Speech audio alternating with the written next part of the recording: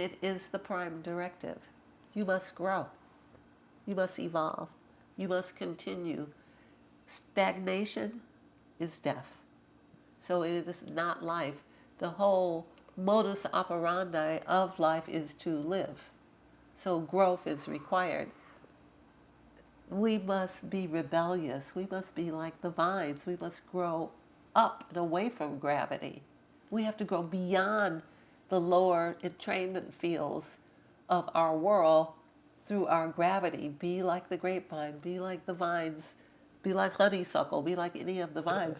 Grow, defy gravity, defy the thought that you have to crawl on the ground, defy the thought that you can't have what nature has, defy the thought that you are somehow sentenced to an experience of having to piece yourself apart to keep your family together.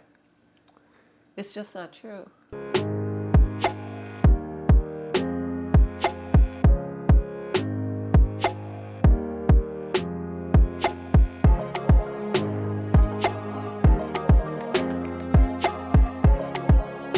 Welcome to Call for the Truth. I am LaOta of the Sun, and this is Tarvars of the Sun, and we welcome you to our conversation today about sacredness. But before we begin, Tarvars, will you lead us into the Call for Truth? Well, certainly.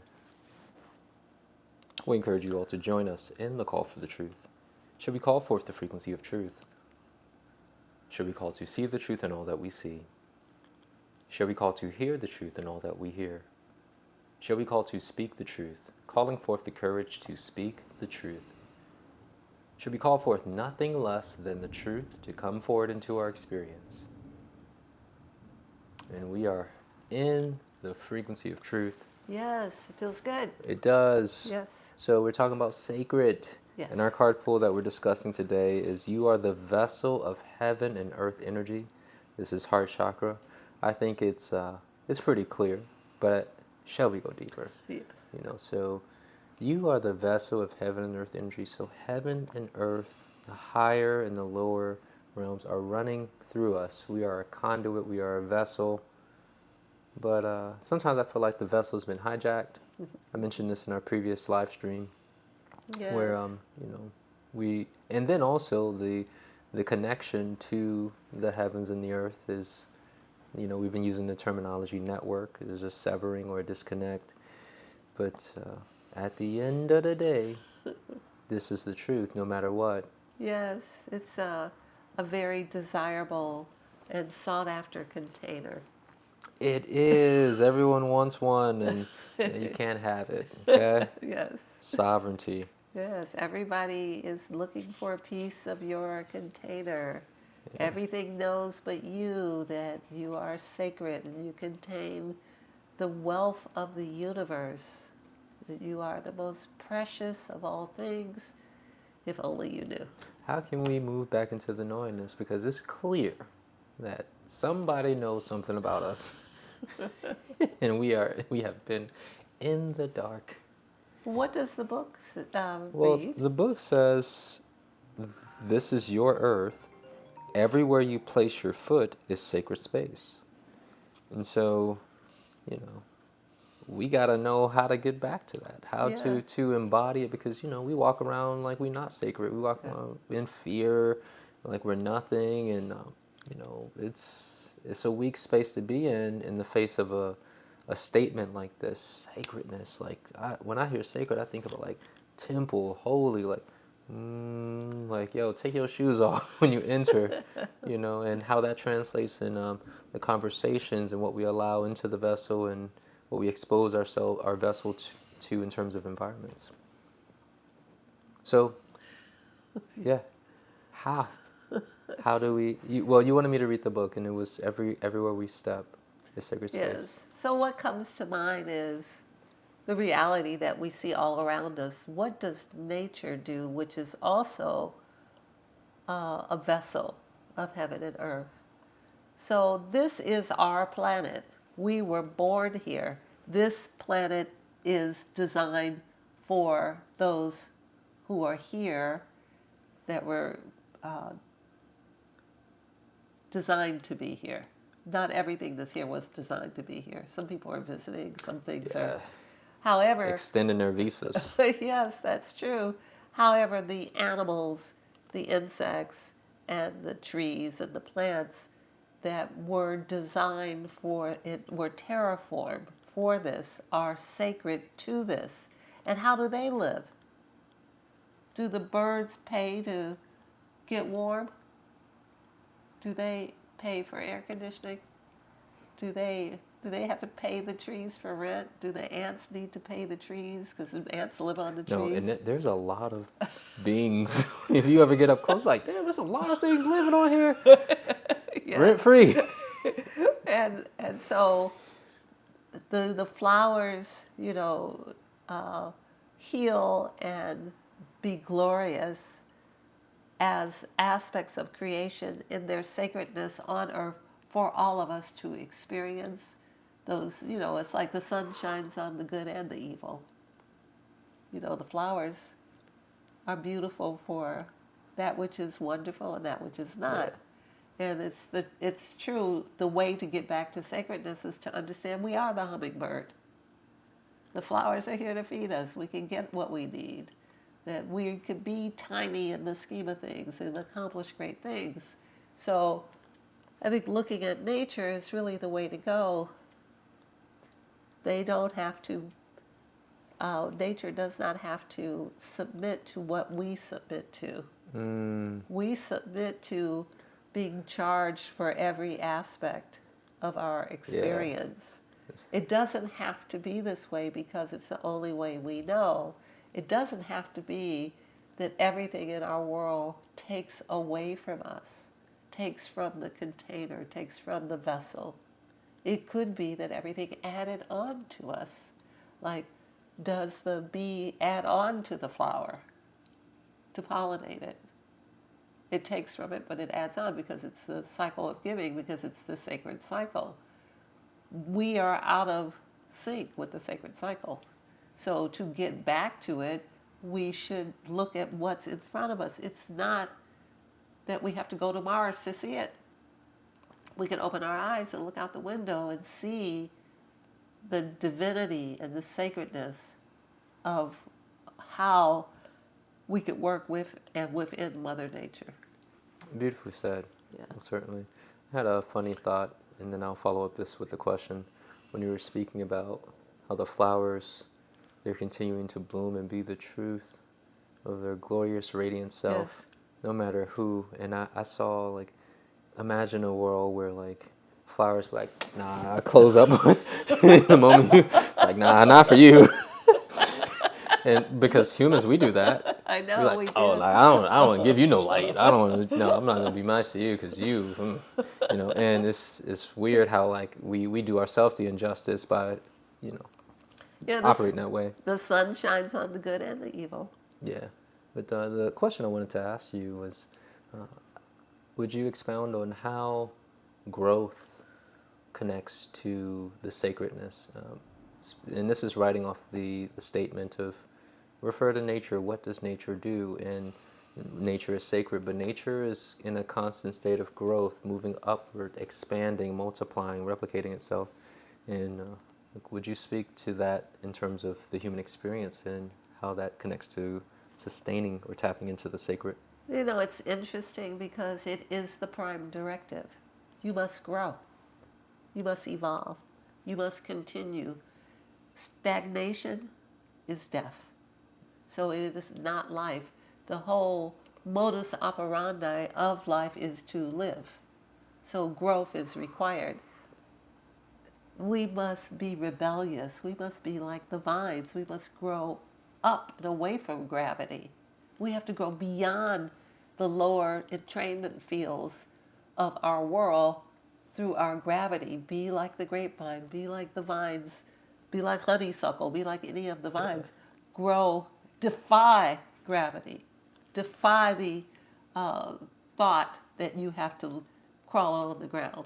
Defy the thought that you can't have what nature has. Defy the thought that you are somehow sentenced to an experience of having to piece yourself apart to keep your family together. It's just not true. Yeah, You ever see a bird build a nest? Yes, a number of times. And have you seen how that works out? Yeah, And we still have birds.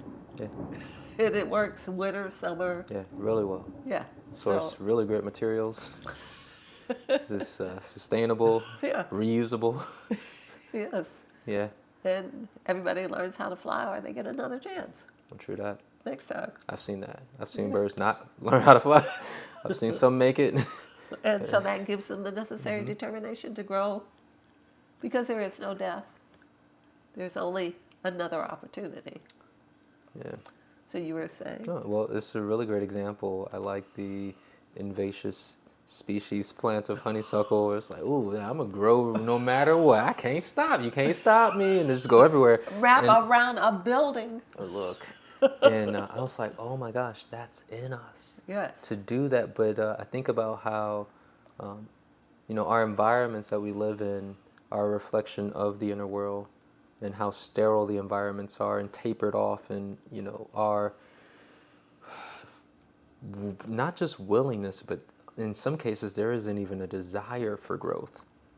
And let alone when a person may want to grow, they're not allowing themselves to grow as freely. It's like, oh, well, I can't grow there, so I guess I'll grow over here.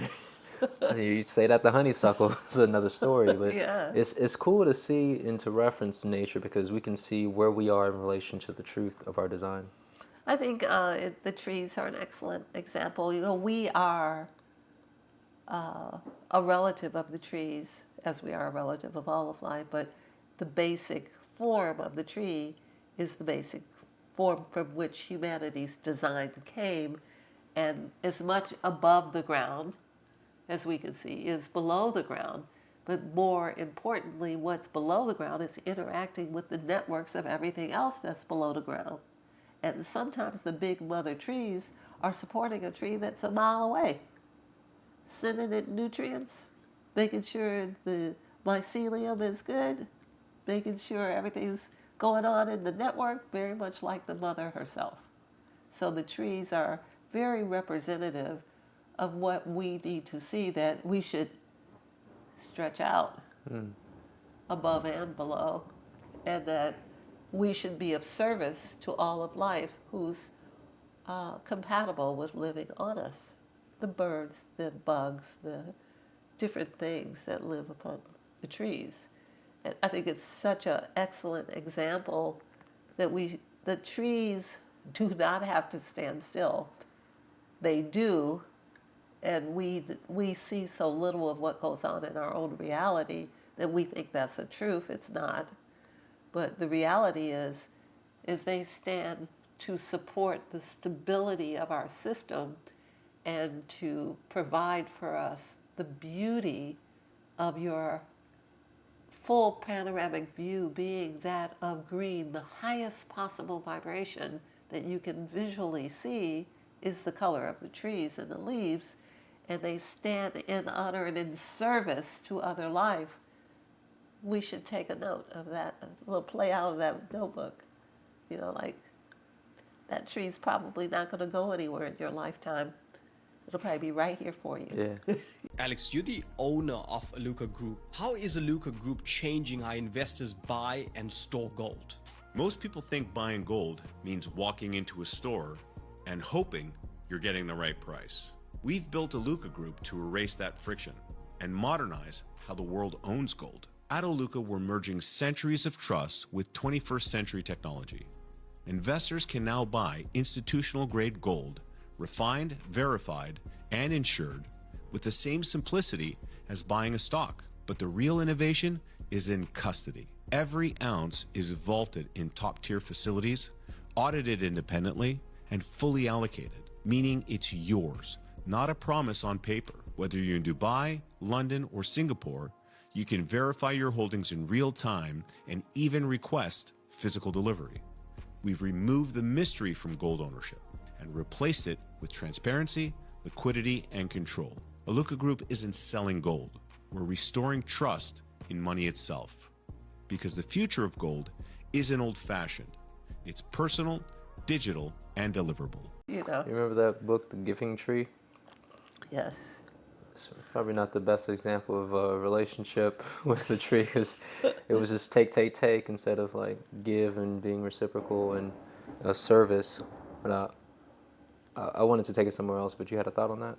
Well, I was just thinking that in some cultures on this planet, in the history that we have not been told because of the truth has not been revealed, the master trees were destroyed. Yeah. They were cut down. And the indigenous and the local people in those areas knew about the reality of the consciousness of the trees that holds the fort, so to say. It holds the ground together for us. It truly does that. And so we have lost some of the ancient wisdom, but the children still remain. Our world is filled with trees. So much so that countries who have paper money use the trees because it's so plentiful. I mean, that's how many leaves there are, how abundant. It's like saying, you know, we have enough sand. So if you count the grains of sand, if you count the leaves on the tree, our world is filled with this. If we were to pay attention and to protect them, we would be richer for it on so many levels. Not just the richness of the money that comes from the paper that the money is made from, but the consciousness of the tree. I can remember being in Hawaii and driving down a street where the trees were so magnificent. I had to stop the car and talk to the trees. I'm like, you are just so beautiful. I'm like, you tell me. And I said, yes, we stand here in our beauty for you as inspiration. I'm like, Yeah, like, oh, flattered. Well, yes, it's talk like, that talk, tree. Yeah. yeah, it was Feels like good. I was like, I would like to see humans with that level of clarity and confidence of what they contribute. To be able to say, I contribute beauty for your elevation. Can you imagine what that level of creation has inside of it that allows it to speak that to me? That was not a thought I would have ever had. Yeah. That tree told me that, Yeah. because that I was feel you. not a human thought. It'd be like that. You'd be like, this ain't me. 'Cause I don't think. 'Cause I can't think this thought until after I heard it. Yeah. However, that is my example of sacredness. It's like it is the understanding that I am here to serve in the purity of the service. And I am, like, clarity is such that I will remain here, standing in one spot if necessary, because they don't have to, but they do. Well, we're not looking anyway. So I think that's one way to see what does sacredness look like. There's also the idea that when we make a decision, if we are backed up by the truth of creation, if we are in our sacredness, it would be like we are a cell in the body of the consciousness of humanity, or in the consciousness of the mother, and we say, we want to go to work. Like, put us in the game, coach. And the coach says, be a cell in the kidney. And you're like, all right. I have my instructions and I'm in agreement, and I will relentlessly be the kidney in this body. Then you can count on me. I will not be letting down no kidney. You will not be kidneying me away from my task. And I think thinking of it that way, like, you don't expect your kidney to morph into your toe. No, because it's following its prime directive. Yes, but and humans sometimes grow. will say one thing. Look, we be doing a lot. I'm being mindful of what I share, but Just use your imagination. Yes. And so to get to sacredness, we have to get to that level of clarity. The clarity of the trees, the clarity of our organs. It's like purpose. Yes. You know, and service. Yeah. So would you say that these things are what correlates with the heart? You know, like passion, purpose, Yes. service, you know, to kind of bridge it all And together. the heart is in everything. Yeah. You know, like, and show your heart be in all that you do. Yeah. You know, it's like that. Like, Yeah. you say you with this, then be with it. Yeah. That's kind of what this means. Yeah. You know, when we do that, like, I'm in this. I'm so in it, let me just touch my heart to remind myself I'm so there. So the tree doesn't have to do that, and the kidney doesn't Yeah. have to do that. It's like, I'm on my job. I'm here for you, human, to remind you. Yes, but that's just a example that comes to mind about sacredness. Yeah, I think that was great. And it really helps us see where we always have an example. Even if we may feel the lack of sacredness within Yes. us, we could look towards a tree. Yes, We it's could true. look towards a flower and just kind of ponder upon it. And you might hear something like LaOta, might share some words of wisdom, or even just looking at the architecture itself. I think just right. being in the field of it can help. When you know that you are it, it's like, well, if I am you and you are tree, I could be more than. Yeah, LaOta, every time I see a tree, it's like, well, not every time, but almost. When I stare at the tree, I feel like, oh, let me straighten up, Yes. because that's me. And if you touch a tree, get ready. Yo, release, Yeah. activate. Yeah, just get ready. We cannot It's nature. we cannot ignore the reality of our environment in our search for authenticity. We can't fake our way into authenticity. We have to be guided through what is original, what is real, and it's all around us. It's like you can't make up the story that beats the story. Nah. I think they call that plagiarism. Yes, it's true. Well, so you had any final thoughts on this idea before we go? No, I hope this has been good food for thought. Just look out the window. Look at how lightning came in for us. So, oh, y'all talking about nature? Yeah, and this is real clouds outside. This is none of that, you know. You all talking about nature. Don't forget about us, LaOta. So the electricity that made the noise that you just heard is this very same electrical current that's running through your brain and into all of your organs and your muscles that animates you and animates our world. That is you. So I think this is a good way to end it. Certainly. Thank you all for joining us for this discussion. We hope that you have found this thought-provoking. And we give you the greetings of Ilocastia Veritas with honor, respect, gratitude, integrity, discipline, and action. Thank you, and thank you, Tarvars. You're welcome.